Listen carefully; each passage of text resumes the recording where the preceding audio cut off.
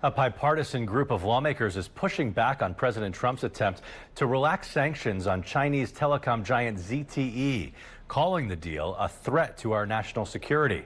Washington Bureau reporter Samantha-Jo takes a closer look at the showdown between Congress and the White House.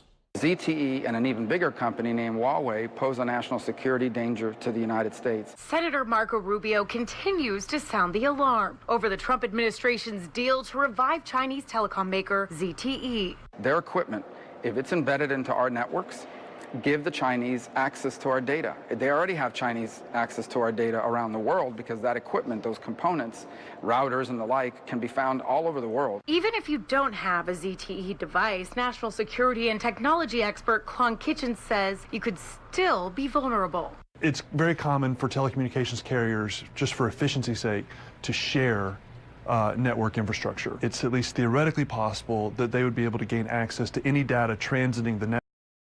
The Chinese company recently made good on its promise to undergo a significant overhaul of its management team, but some suspect the change is cosmetic. All of the new executive leadership and the board members have been handpicked by the individuals who have the controlling interest of the company, and they're backed by the Chinese government. Some lawmakers are working to scrap the deal, placing a provision into the Senate's defense authorization bill that would reinstate penalties against ZTE. That language is not included in the House's version, but both chambers are currently working together to merge the two versions and to send it to the president's desk by the end of the month. The House needs every senator to kind of get this bill through. And I think that the White House understands these tensions very well, and if the bill arrives on their desk with this provision in hand, I suspect that it'll get taken care of. For now, Senator Rubio will continue to push President Trump to reconsider his agreement, both in public and private meetings with administration officials.